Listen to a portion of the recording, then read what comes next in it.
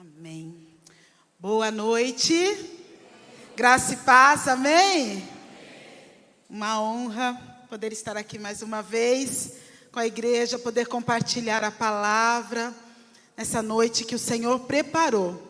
Deus preparou para que nós estivéssemos aqui. Então, deixa mesmo o Espírito Santo de Deus falar ao teu coração. Amém? No ano de 1999, eu e o Sérgio, nós compramos uma autoescola em São Paulo. Bem no centrão de São Paulo. Avenida São João, esquina com a Rua Vitória. O Sérgio, ele sempre foi professor, né? Ele sempre deu aula de música e é instrutor de autoescola. Ele deu aula há muitos anos de autoescola, mais de 20 anos como instrutor de autoescola. E compramos uma autoescola, era o sonho dele. E aí, Deus preparou e compramos uma autoescola antiga e com muitas dívidas, como não?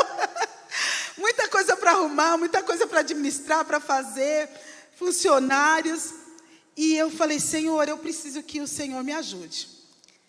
E eu estava no início da minha caminhada cristã, eu me converti em 1999. E eu estou contando o fato que aconteceu nessa autoescola porque foi a primeira vez que eu vi um trabalhar de Deus na minha vida. Eu precisava levantar a autoescola, eu precisava pagar um aluguel, que naquela época, em 1999, o aluguel era de 2.100. Naquela época, imagina hoje, um prédio muito antigo em São Paulo, a dona do estabelecimento morava na Espanha. Então nós começamos a fazer promoções, e naquela época não tinha celular, não tinha WhatsApp. O que a gente fazia era entregar panfleto, era panfletar.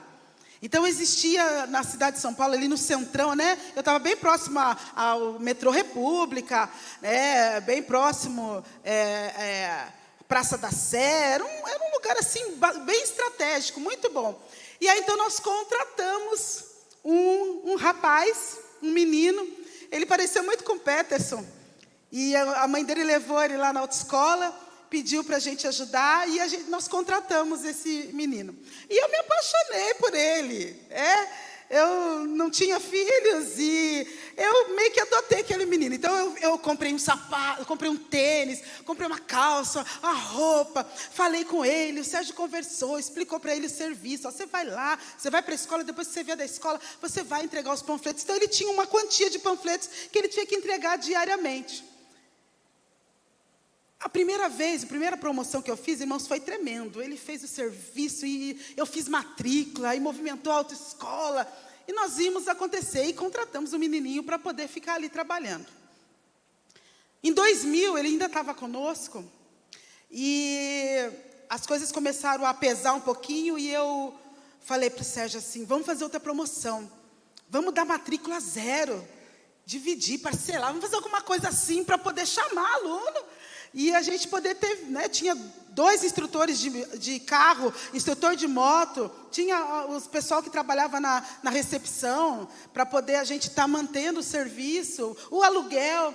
E aí eu falei assim, nossa, essa promoção aqui vai, né, não tem por onde. A gente tinha uma outra autoescola antes da República, entre nós e a República, mas eu falei, não tem como. E chamei o menino e falei, olha, você vai entregar. E ficamos aguardando. Passou o primeiro dia, o segundo dia, o terceiro dia. Aí eu ia lá nas meninas do atendimento. Gente, aí, quantas matrículas? Ah, nenhuma, Simone. Eu falei, mas como? Essa promoção? Ninguém veio nem perguntar. E o telefone, ninguém liga. Terceiro dia, passou uma semana. E as coisas continuaram do mesmo jeito. Não teve uma matrícula. Vocês imaginam uma autoescola sem uma matrícula a semana inteira, no centro de São Paulo, com aluguel de R$ 2.200 no ano de 1999. E eu comecei a me preocupar. Falei com o Sérgio, falei, nossa, mas que estranho. Passou a segunda semana e eu falei assim, eu não falei com o Sérgio mais, eu falei, eu vou falar com Deus, porque tem alguma coisa errada. E aí eu fui para casa. Eu entrei no meu quarto e eu falei com Deus, irmãos. Eu falei, Senhor, o Senhor sabe que eu tenho os compromissos, eu tenho que pagar esse aluguel, é o meu negócio, eu preciso levantar, tem carro que eu comprei, que eu preciso pagar, a gente tinha 4 carros naquela época rodando, 2 motos, tem gasolina, tem um monte de coisa. Falei com Deus, chorei mesmo, irmãos, chorei, porque eu tinha o peso de administrar aquele negócio, era meu. O Sérgio cuidava da parte operacional, serviços de Detran, o cuidado com os instrutores, tudo mais. A parte de resolver as questões financeiras era minha responsabilidade. Eu tinha que chegar no final de semana, eu tinha que dar o dinheiro das aulas dos instrutores. E eu chorei, eu falei, Senhor, eu não sei o que está acontecendo. E eu pedi uma solução para Deus, irmãos. Eu pedi para aquele meu negócio. Eu falei, Senhor, eu preciso da sua ajuda. Dormi. No dia seguinte, o Sérgio foi para... Eu estava tão angustiada que eu não fui trabalhar. Eu não fui para a autoescola. Ele saiu bem cedinho. A gente abria 6h30, a gente já abria a autoescola. Ele foi para a autoescola, eu falei para ele, eu subo depois. Eu vou depois. E quando eu cheguei na autoescola, irmãos, naquela manhã, o Sérgio estava sentado assim na porta, com um bolo de folheto na mão, assim, branco. Imagina um negro ficar branco. Era ele. Sim. Eu falei, o que aconteceu?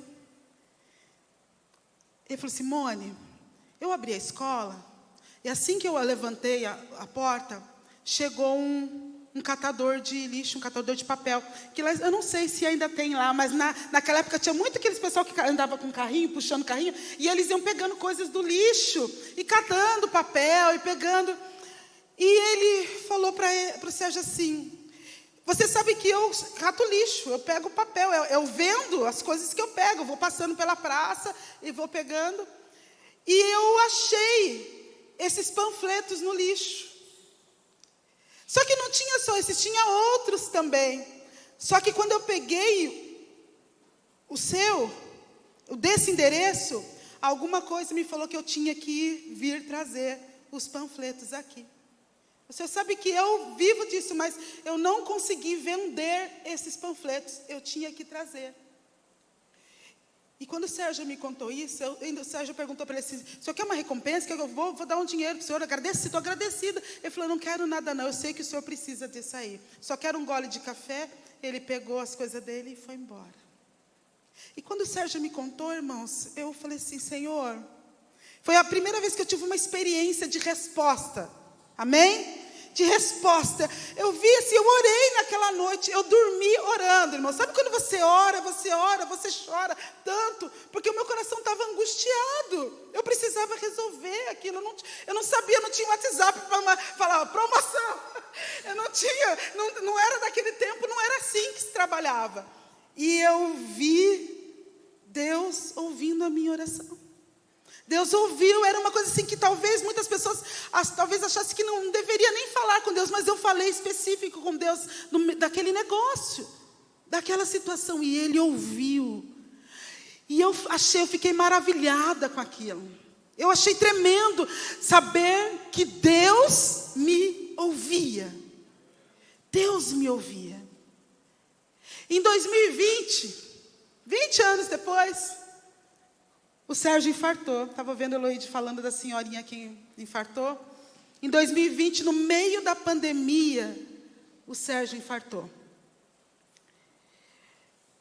E eu tive que correr com ele. Ele infartou em casa.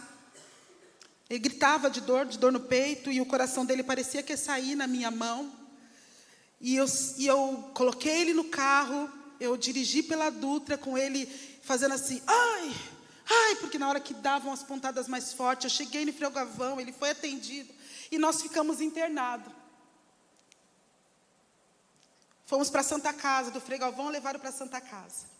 Ele precisava de um cateterismo, mas você imagina no meio da pandemia como que estavam as coisas.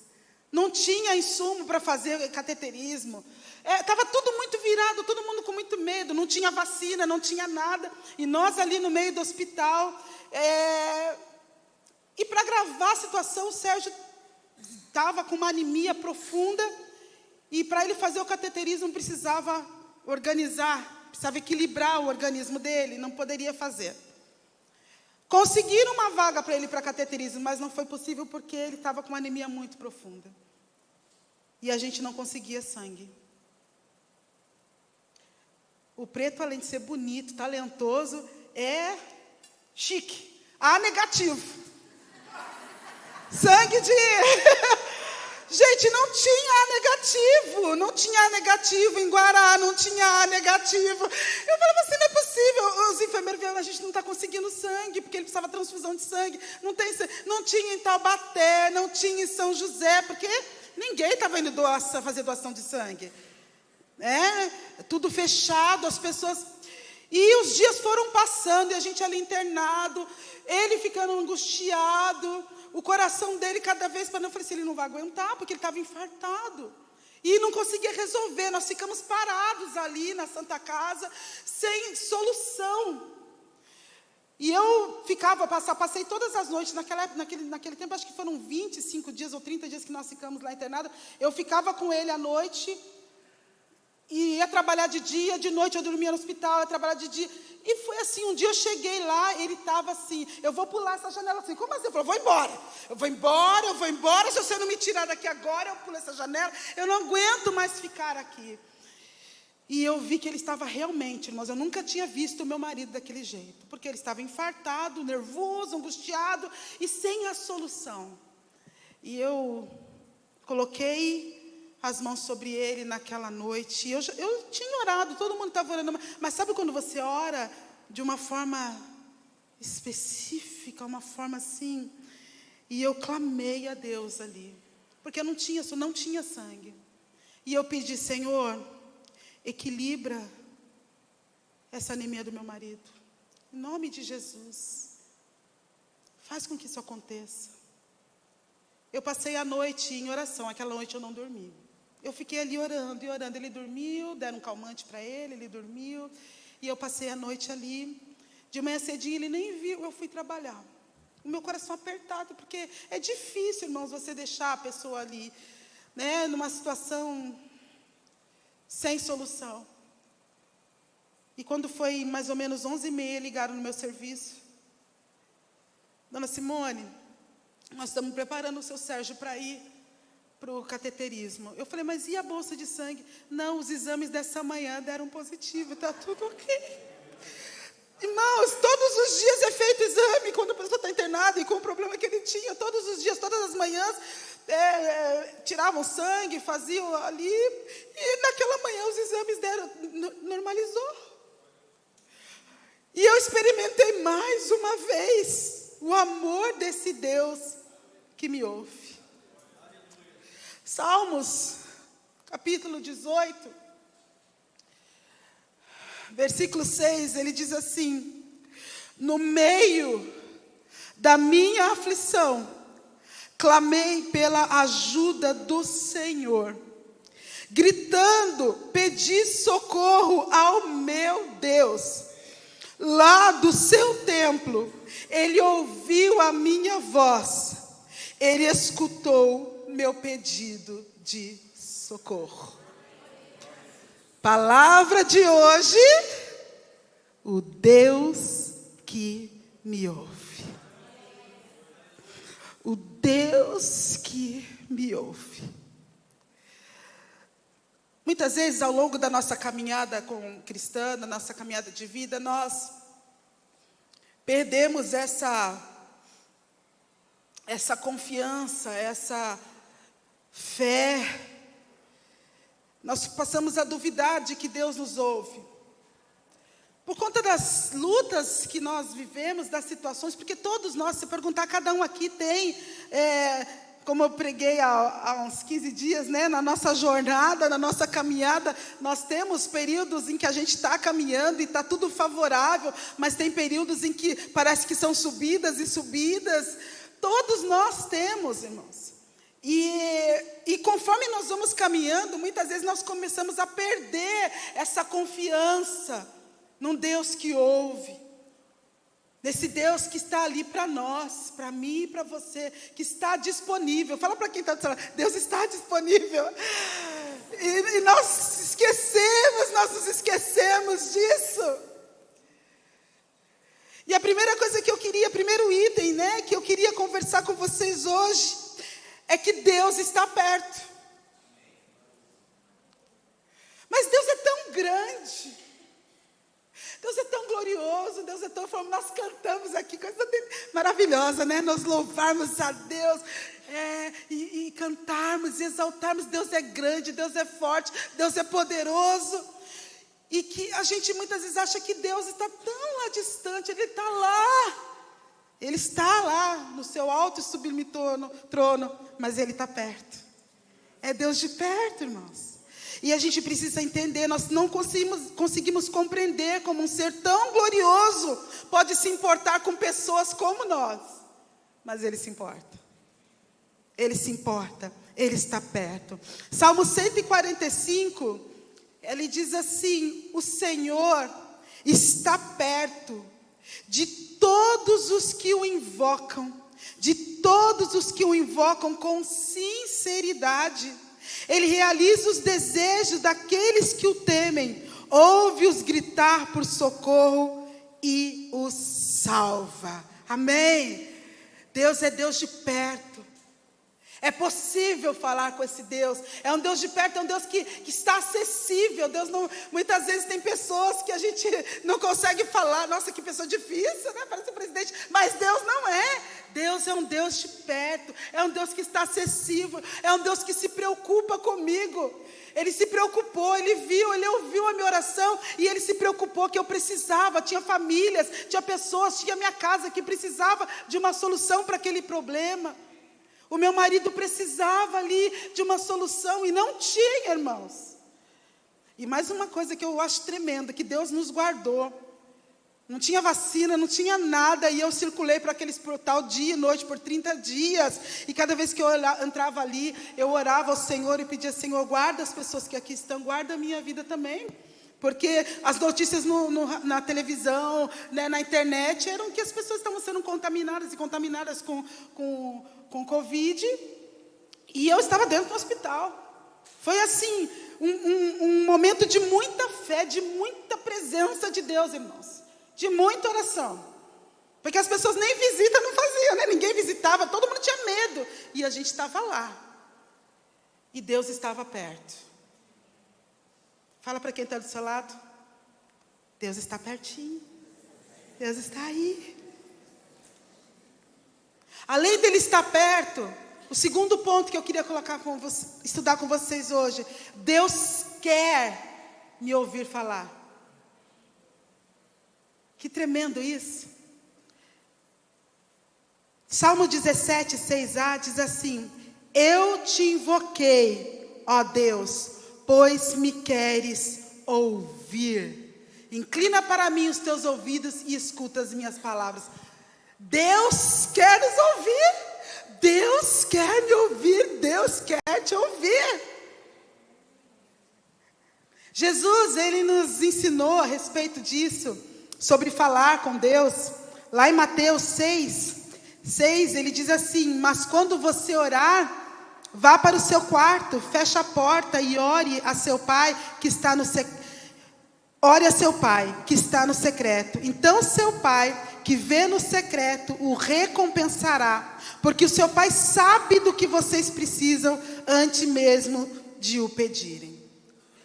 Aí você vai falar assim: mas Simone, Deus não sabe? Deus sabe de tudo, irmãos. Deus sabe. Deus conhece meus pensamentos, Deus conhece as minhas vontades, Deus conhece os meus sonhos, Deus sabe aquilo que eu preciso, Deus sabe. E é interessante a gente pensar que Deus sabe de tudo, porque Deus sabe as nossas necessidades, mas sabe também aquelas coisas que a gente faz, né, que não são tão boas. Deus sabe tudo.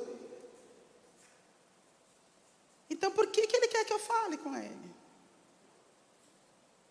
Se Ele sabe, por que Ele não resolveu o meu problema? Por que eu tive que orar? Por que eu tive que ir para o meu quarto? Jesus nos fala aqui, irmãos, bem claro: nosso Deus é um Deus que quer ter um relacionamento conosco. É um Deus que quer, sabe, ter conversa. Ele quer falar e quer que a gente ouça Ele falar também. É um Deus de relacionamento. Ele sabe Mas Ele quer. Eu te invoquei, ó Deus, pois me queres ouvir. Me queres ouvir. Deus quer te ouvir, Deus quer saber de você. Às vezes tem pessoas que falam assim, que entram numa angústia dentro dela, por conta de se sentir sozinha, por conta de achar que não tem ninguém. Eu lidei muito com isso na minha vida, irmãos, tendo esse Deus para falar, com quem falar. Eu aprendi nos meus anos, e com todas as lutas que eu já passei, a saber que Deus me ouve, a saber que Deus quer saber de mim, Ele se interessa, quer me ouvir falar. E Jesus falou, então, vai para o seu quarto, vai. Se eu perguntar aqui, quantos que já fizeram essa prova, não precisa responder não, mas se você não fez, faça. Tenha o seu quarto de guerra, tenha o seu momento de entrar lá. Eu tinha um salão de guerra, agora eu estou tentando aqui achar um quarto, que lá em casa, lá no Paturi, eu saía de casa e entrava no salão, né? Era o meu lugar de guerra lá. Você tem que ter o seu quarto de guerra, o seu lugar. Eu tenho uma sobrinha em São Paulo que eu achei tão lindo. Ela construiu a casinha dela, construiu uma casa muito simples, muito arrumadinha, muito bonitinha, muito simples. Mas tinha uma despensa bem pequenininha, acho que nem aquele quartinho ali que guarda as vassouras ali. E ela não guardou vassoura. Sabe o que ela fez? Ela montou um quartinho de guerra ali para ela. Gente, que coisa tremenda que é. Coisa tremenda. E ali ela coloca os pedidos de oração, ela todas as manhãs. E eu falo, sobrinha, você é uma bênção. Eu achei lindo o que ela fez ali. E a gente precisa ter essa motivação de parar para falar com Deus. Ir. Sabe que você vai descobrir que Deus está ali. Porque eu falei, coisas que eu falei para Deus, quando Deus me respondeu ali com os panfletos, eu falei só para Ele. Aquele dia eu falei para Ele, eu não falei para mais ninguém, eu falei para Ele, e Ele ouviu, Ele estava lá. Ele ouviu, Ele estava lá. No hospital ali, eu fiz o meu quarto de guerra dentro de mim ali naquela noite, e eu falei a noite inteira com Deus, eu clamei, eu pedi, e Deus estava lá me ouvindo. Nós precisamos, irmãos, ter esses momentos. Terceira coisa, Deus se inclina para me ouvir. Deus está perto, Deus quer me ouvir falar. E olha que tremendo, Ele se inclina. Eu acho lindo, eu gosto dessa imagem que Davi coloca, sabe? De Deus se inclinando. Salmo 41 diz assim: coloquei toda a minha esperança no Senhor. Ele se inclinou para mim e ouviu meu grito de socorro. Salmo 116, 1 e 2. Amo o Senhor, porque Ele ouviu a minha voz e a minha súplica, porque inclinou a mim os seus ouvidos, portanto o invocarei enquanto eu viver. Amém? Quem tem filho aqui? Vocês conseguem perceber o que é isso? Você já fez isso de parar e se inclinar para... O que você quer? Pode falar. Deus faz isso comigo e com você. Ele se inclina. Davi descobriu isso. Ele compartilhou conosco isso. E Deus continua se inclinando. Quando um filho dele, uma filha dele, chega e fala: Pai. Ai, irmãos. Aleluia. Sabe? Eu posso ver, eu consigo sentir esse Deus. Pode falar. Talvez você fale: ninguém para me ouvir. Pois eu tenho uma coisa para te dizer: o Senhor te ouve. Ele se inclina para te ouvir. Além de se inclinar, quarta coisa: Deus me ouve com atenção. Olha só, Ele é um Deus que está perto. É um Deus que quer me ouvir falar, quer que eu tenha correlacionamento com Ele. É um Deus que se inclina para me ouvir falar. E é um Deus que me ouve com atenção. Salmos 34:15 diz assim: pois os olhos do Senhor vigiam bem de perto os justos, e Ele ouve com atenção todos os pedidos que eles fazem. Amém? 1 Pedro 13:12 diz assim: porque os olhos do Senhor estão sobre os justos, e os seus ouvidos estão atentos à sua oração. Às vezes a gente que é pai e mãe, o filho fala com a gente até se inclina, ouve, aí depois o filho fala assim: mãe, mas eu falei, você falou, mãe. Eu falei? Mãe, você não escutou o que eu falei? Mãe, às vezes a gente escuta e até responde para os nossos filhos, mas a gente não escutou com atenção. Aí depois eles cobram para a gente: mãe, mas você falou, você respondeu. Ah, respondi? Ou sou só eu? Deus ouve com atenção. Quando a Giovana tinha uns 2 anos e meio, 2 anos e 8 meses, mais ou menos 2 anos e 9 meses, ela pediu para ir para a escola.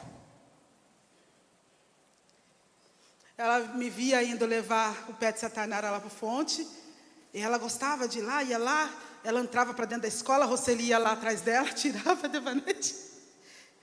E ela pediu para ir para a escola, que ela via eu levando os dois para a escola.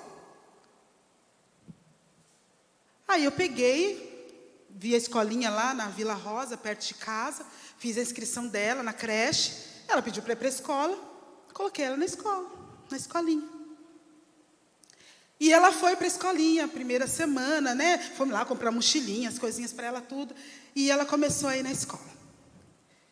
A primeira semana ela foi, né? Tudo novo, todo mundo, ai, Xandana, que bonitinha, não sei o quê, e aquele carinho, tudo. Na segunda semana, ela já começou assim a relutar para levantar, para entrar na escola. Ela não chorava não, mas ela ficava meio, ao invés de ir correndo, ela dava uma paradinha, e não entrava. Aí um dia o Sérgio foi buscar ela lá na creche. E o Sérgio, ele tem um costume assim de, quando ele quer falar com as crianças, com os nossos filhos, desde que o Petson e a Tainara chegaram em casa, ele fala assim, ó, vamos conversar. Petson, Tainara, vamos conversar. Aí ele senta os dois e fala o que ele tem que falar. E a Giovana cresceu vendo o Sérgio fazer isso. Vamos conversar. Eu já vou falando. É isso aqui, porque eu não paro, né? Já vou dando instrução. Ele não, quando ele quer falar alguma coisa, ele chama, vamos conversar. E aí o Sérgio pegou a Giovana na escolinha, na creche, e ele dirigindo, ela não atrás, e ela falou assim, papai, vamos conversar? 2 anos e pouquinho. Vamos conversar? Ele na hora parou o carro, encostou, se inclinou para ela e olhou para ela, deu atenção para ela, no meio do caminho. Ele não chegou em casa. Aí ela falou assim, papai, não é essa a escolinha que eu quero ir, eu quero ir lá para o Colégio Fonte. É lá que eu quero estudar. Desse jeito, 2 anos e meio, porque ela queria. Ela pegou e falou para ele assim, ele chegou em casa, Mone, a gente tem que dar um jeito. Eu falei, por quê? Não vou levar mais a Giovana lá para aquela creche, não. Eu falei, mas como assim? Não, o meu nenê falou, ela pediu para conversar. Ela falou, vamos conversar. No meio, eu parei. Não, você tem que dar um jeito. Eu falei, Sérgio? A gente já tem 2 lá, né? Não dá. Não. Você tem que dar um jeito, vai lá conversar. Eu não vou levar ela mais para lá, porque ela pediu. E aí, irmãos, fomos dormir, de madrugada eu escutei um choro. Uma pessoa chorando assim. Eu acordei e eu escutei o Sérgio lá na sala. E ele estava falando assim, Senhor, me abençoa minha família. Senhor, atende o pedido da minha filha. Desse jeito. E aí eu fui lá conversar. E tá lá, né? 7 anos, né, Meire? Graças a Deus, porque Deus é Deus, feliz da vida. Mas vocês estão entendendo? O que me chamou a atenção é que Deus, eu vi Deus fazendo o que o Sérgio fez. Ele parou o carro para dar atenção para uma criança de 2 anos e meio, que talvez muitos pais não fizessem isso. A criança está falando, vai falando. Mas ele parou. Ele olhou, ele desligou o carro, ele olhou para trás e deu atenção para ouvir o que a Giovana queria falar. E é isso que Deus faz conosco, irmãos. Quando a gente fala, pai, vamos conversar. Deus, vamos conversar. E Deus é tão maravilhoso que Ele atendeu ao pedido da Giovana. Ele atende ao nosso pedido. Ele é um Deus que ouve, Ele é um Deus que atende, Ele é um Deus que ouve com atenção. Amém? Eu contei essa história para vocês entenderem o que é a atenção de Deus. É um Deus que para.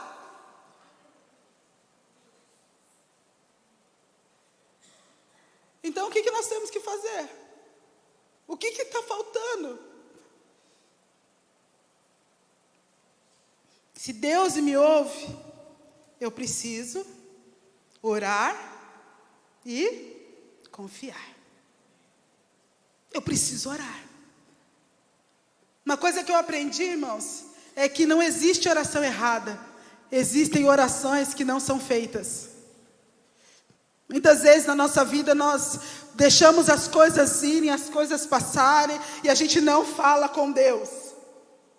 Eu vou pedir para Deus por causa de panfleto, porque as coisas não estão acontecendo na autoescola. Eu vou os médicos que resolvem a situação do Sérgio. Eu vou orar para Deus para pedir bolsa de sangue, ou para pedir alguma situação. Eu vou orar para Deus abrir porta de escola para o meu filho. Às vezes a gente não ora, a gente quer resolver do nosso jeito. Irmãos, existem muitas orações não feitas. Existem muita coisa que eu e você precisamos falar para Deus. Falamos para muitas pessoas, mas não falamos para Ele. Nós precisamos orar. Nós precisamos falar. 1 João 5,14 diz assim: esta é a confiança que temos ao nos aproximarmos de Deus. Se pedirmos alguma coisa de acordo com a sua vontade, Ele nos ouve. E se sabemos que Ele nos ouve em tudo que pedimos, sabemos que temos o que dele pedimos. Nós temos que chegar a Deus com confiança. Confiança. Quando nós nos aproximamos dele, temos que chegar confiando que Ele vai fazer segundo a sua vontade. O problema é que nós não chegamos a Ele. Quantas coisas aí você tem para resolver e eu tenho para resolver que eu ainda não falei para Deus? Eu não falei. Eu não falei. Eu estou martelando, às vezes até na minha cabeça, mas eu não cheguei ainda e não falei para Deus: olha, Senhor, vamos conversar. Eu não quero isso desse jeito. Nós precisamos falar.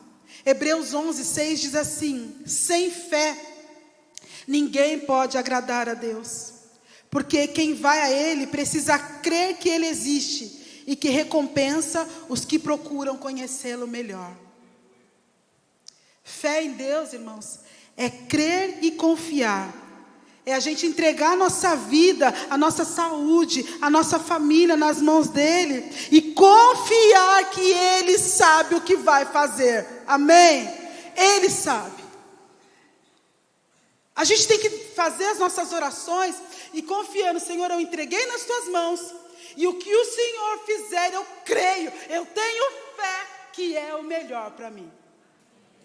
Às vezes a gente chega até Deus e a gente fala: Senhor, eu quero isso, desse jeito, assim. Irmãos, a gente precisa, falar com Ele, mas sempre crendo que Ele sabe o que é melhor. Ele sabe. Ele sabe tanto que eu não ia falar disso que eu vou falar agora. Eu não ia contar esse testemunho não, Vanderlei. Porque eu já contei tanto. E quando eu estava saindo de casa, Deus falou assim: você tem que falar do que eu fiz.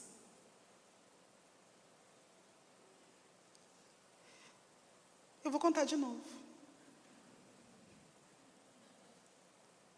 Sabe por quê? Na quarta-feira que eu preguei aqui, eu falei assim que aqueles que a gente fala que são heróis da fé, a galeria, né, dos homens e mulheres de Hebreu 11, eles tiveram a história deles. Eles caminharam com Deus, eles falaram com Deus, Deus ouviu. E a gente conta as histórias deles até hoje, amém? Contamos a história de Abraão, cantamos a história de Moisés, contamos a história de Josué, de Caleb.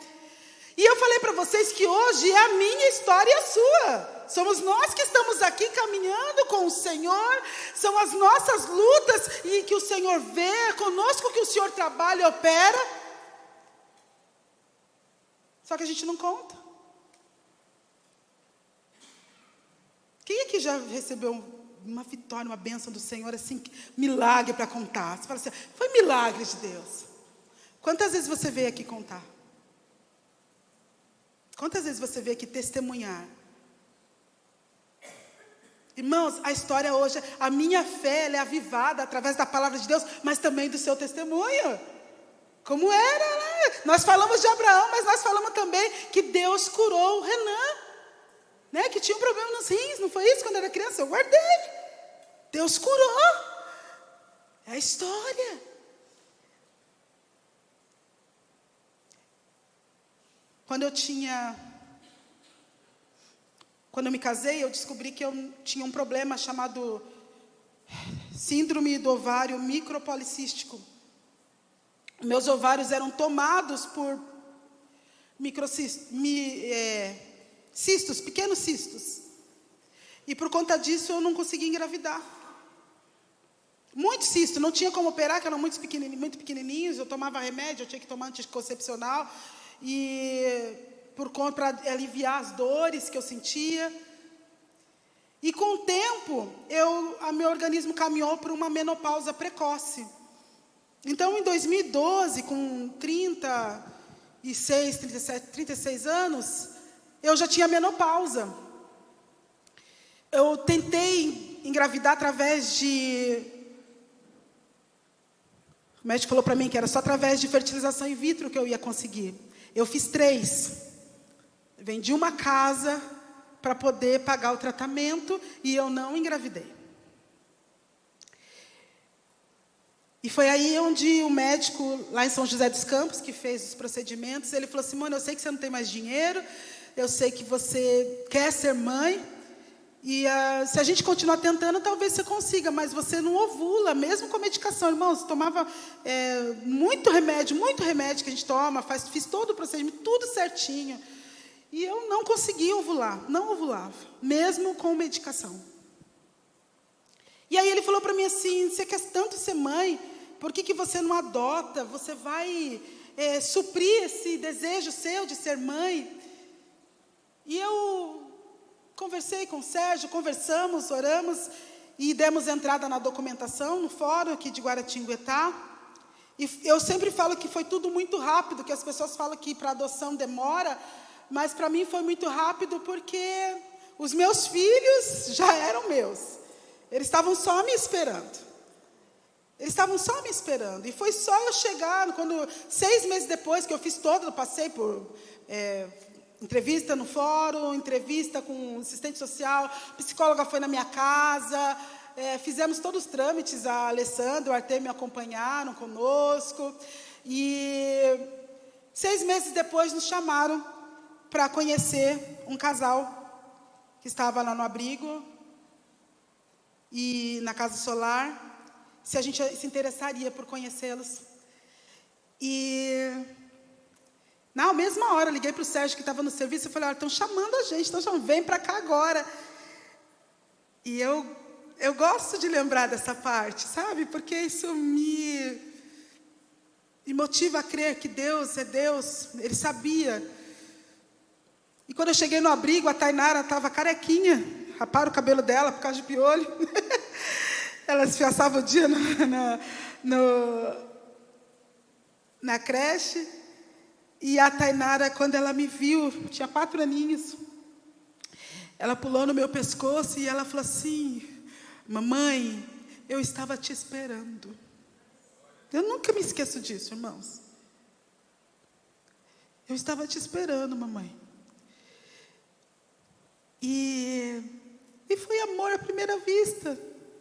Cheguei no quarto, estava o Peterson lá fazendo o que ele ama até hoje, que é jogar videogame. Ele estava lá brincando, veio também, e correu, pulou no nosso colo. Enfim, isso foi em outubro de 2012. Em dezembro de 2012, o juiz já assinou para eles irem para a minha casa. E, irmãos, Deus conduziu tudo do jeito do Senhor. Era para ser dessa maneira. Eles sempre foram meus filhos, amém? Ninguém pode dizer que não é, sempre falo isso para eles. E para mim, eu não sei, eu não lembro muito da minha vida sem o Peterson, Tainara, porque foi tudo muito intenso, muito intenso. Que deles já vieram, e aquele cuidado com dois, né?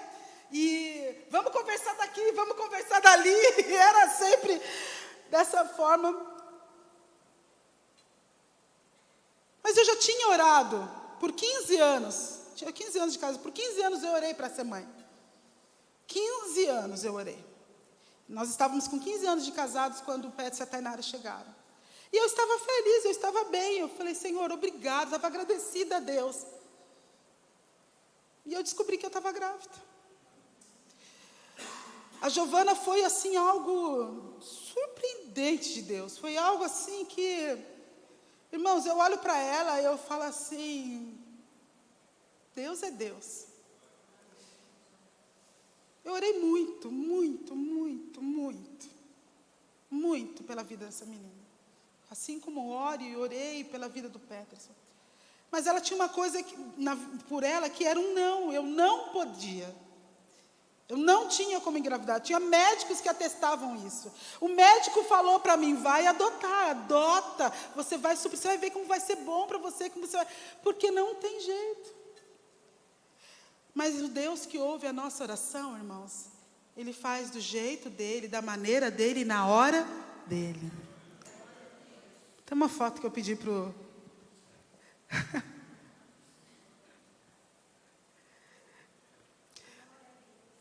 o médico, era impossível eu estar desse jeito. Eu pedi para o Renan colocar foto para poder vocês verem que Deus faz e ouve as nossas orações. Não importa o que seja.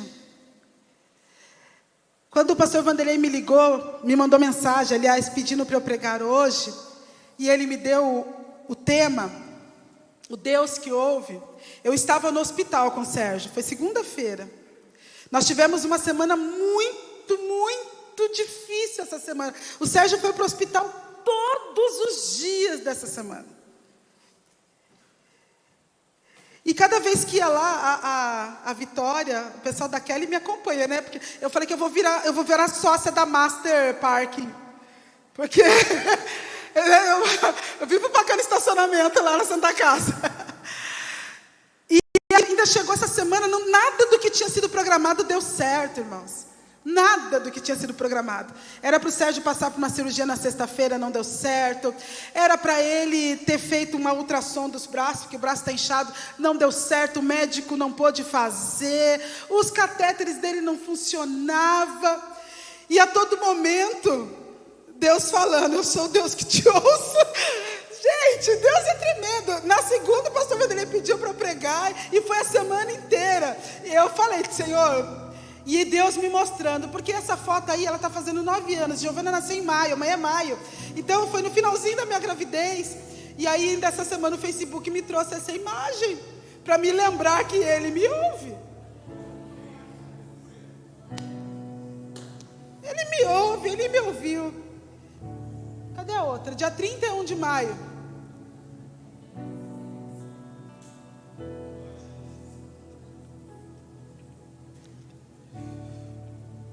Eu ouvi sons divinos. O choro da Giovana foi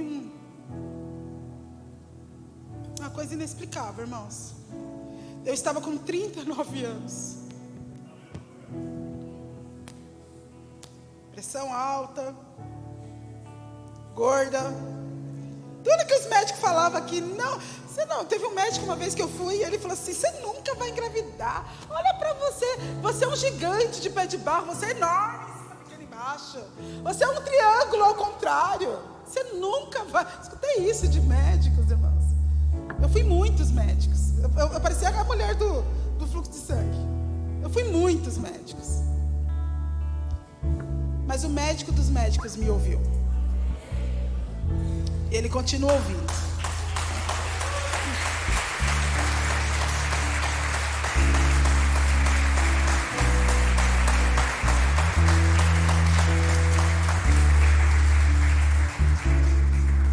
Nós temos passado dias difíceis, sim, com a saúde do Sérgio, mas o fato dele estar aqui hoje é um milagre de Deus, porque Deus continua nos ouvindo.